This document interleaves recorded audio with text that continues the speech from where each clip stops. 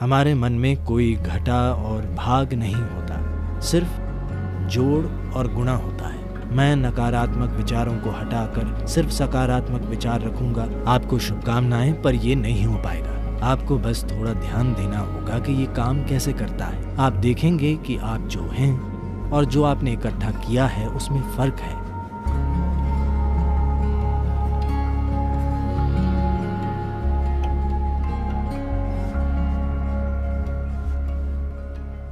देखिए, जिस तरह ये सवाल पूछा गया है और जैसे इसका आम तौर पर उत्तर दिया जाता है, उससे लोग सोचते हैं कि नकारात्मक और सकारात्मक विचार जैसा कुछ होता है। वे नकारात्मक विचारों को हटाकर सिर्फ सकारात्मक विचार रखना चाहते हैं। ऐसे लोगों से मैं बस 10-15 सेकंड का एक प्रयोग करने को कहूँगा।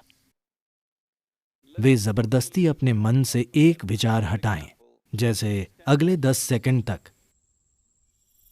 बंदर के बारे में मत सोचिए। बंदर का विचार न करने की कोशिश करें।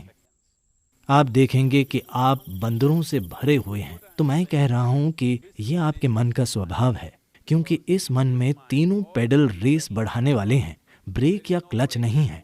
आप जो भी दबाएंगे ये और तेज भागेगा।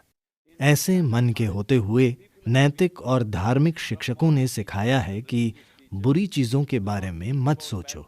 तब से वे हमेशा यही करने लगे। आप मन को ऐसे बिल्कुल नहीं संभाल सकते। इसके लिए आत्मज्ञान जरूरी नहीं है। अगर आप 2 मिनट आंखें बंद करें तो आप जान जाएंगे कि आप इस मन के साथ कोई जबरदस्ती नहीं कर सकते। तो मैं बुरे विचार हटाना चाहता हूं, इस दिशा में कभी मत जाइए, क्योंकि आप जो हटाना चाहेंगे वो आपका गुण बन जाएगा। वो हमेशा हावी रहेगा। तो मुझे क्या करना चाहिए?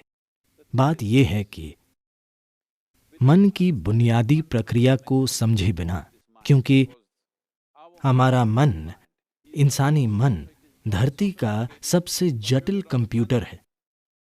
सभी सुपर कंप्यूटर्स भी इसी से निकले हैं। अब ऐसा है तो क्या ये जरूरी नहीं है कि हम इसके काम करने का तरीका समझें? अगर आप मुझसे पूछें तो इसका एक सरल पहलू ये है कि हमारे मन में कोई घटा और भाग नहीं होता, सिर्फ जोड़ और गुणा होता है। अगर आप इससे कुछ हटाना चाहेंगे तो ये कहेगा एक और। अगर आप बहुत जोर देंगे तो ये कई गुणा हो जाएगा। ऐसे मन में आप अच्छा और बुरा पहचान कर उन्हें हटाने की कोशिश मत कीजिए। सबसे पहले हमें ये समझना होगा This mind of yours, this body of yours is supposed to serve you. कि आपका ये मन और शरीर आपकी सेवा के लिए ही है। आपका जीवन महत्वपूर्ण है। शरीर और मन वे साधन हैं जिन्हें हमारी सेवा करनी चाहिए। अगर आप किसी गाड़ी में बैठें तो उसे वहीं जाना चाहिए जहां आप जाना चाहते हैं। अगर वो अपने हिसाब से चलने लगे तो उसका फायदा क्या है? वो सिर्फ परेशानी होगी। फिलहाल दुर्भाग्य से ज्यादातर मनुष्य इंसानी मन की इस शानदार संभावना को एक परेशानी, एक समस्या की तरह अनुभव कर रहे हैं। ये आपके पास मौजूद सबसे सुंदर चीज है। बस आपको इसके काम करने के तरीके पर थोड़ा ध्यान देना होगा। सबसे पहले यही करना होगा। इसी कारण हम एक सरल सी चीज, ईशा क्रिया लेकर आए। ये आपको आपकी शारीरिक और मानसिक प्रक्रिया से अलग करने के लिए है। आप जैसी एक चीज है जो मौजूद है। ये आपके सभी विचारों और भावनाओं और शारीरिक प्रक्रियाओं का जोड़ नहीं है। आप इन सब से परे हैं। अगर आप अपनी आंखें बंद कर लें तो कुछ नहीं दिखता, पर आप मौजूद होते हैं। आप अपनी आंखों की खिड़की से बाहर देखते हैं, पर आंखें बंद कर लेने पर आपका अस्तित्व खो नहीं जाता। आपका अस्तित्व तब भी होता है। तो अपने विचारों और भावनाओं से परे भी आप मौजूद हैं। So that you, the life that you are, this has to come into your experience.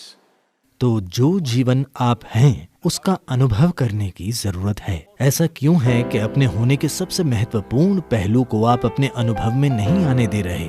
फिलहाल हमारे जीवन का सबसे महत्वपूर्ण पहलू है कि आप और मैं इस समय जीवित हैं। बस यही है। मैं क्या सोच रहा हूँ, आप क्या सोच रहे हैं, ये महत्वपूर्ण नहीं है। हम इस समय जिंदा हैं, यही महत्वपूर्ण है। तो ये महत्वपूर्ण है कि आप अपने भीतर बुनियादी जीवंतता पर ध्यान केंद्रित करें। तब आप देखेंगे कि आप और आपकी विचार प्रक्रिया के बीच एक दूरी आ गई है।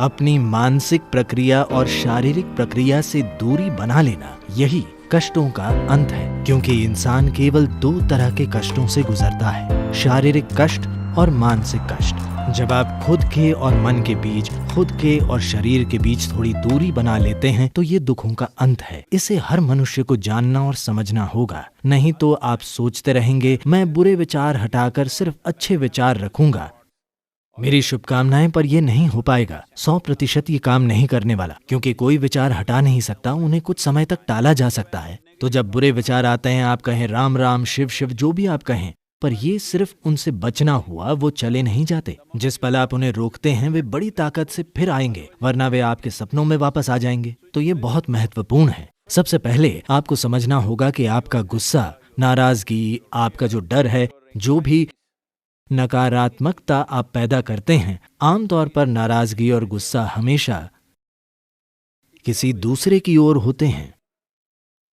पर हमें समझना होगा कि ये जहर हम खुद पी रहे हैं और दूसरे के मरने की उम्मीद कर रहे हैं। सौभाग्य से जीवन ऐसे काम नहीं करता। अगर मैं जहर पीता हूं तो मैं मरूंगा, मेरे जहर पीने पर आप नहीं मरेंगे। तो हमें यह समझना होगा, जहर से मेरा मतलब है आज आप इसकी जांच करा सकते हैं, फिलहाल आपका खून कैसा है। फिर 5 मिनट तेज गुस्सा करें और अपने खून की जांच कराएं, उसमें कई नकारात्मक तत्व होंगे। आप वाकई खुद को जहर दे रहे हैं। तो क्या आप जहर पीना चाहते हैं? बिल्कुल नहीं। अब मैं क्या करूं? ये सवाल एक तरह की मजबूरी से आ रहा है। कुछ मत कीजिए, बस आराम से बैठिए और बस जीवन प्रक्रिया पर ध्यान दीजिए। शायद आपके दिल की धड़कन या आपकी सांस, शायद जीवित होने की अनुभूति, आप कितने संवेदनशील या बोध पाने की काबिलियत रखते हैं, उसी के हिसाब से कुछ चीजें, शरीर की कोई संवेदना, आपकी सांसें, दिल की धड़कन या कुछ ऐसा लें जो आपको जीवन का संकेत देता हो। बस उस पर कुछ समय तक ध्यान दीजिए। धीरे धीरे आप देखेंगे कि आप और आपने जो इकट्ठा किया है उनमें एक दूरी आ गई है। इकट्ठा की गई चीजें हैं आपकी शारीरिक प्रक्रिया और मानसिक संभावना या फिर मानसिक अस्त व्यवस्था।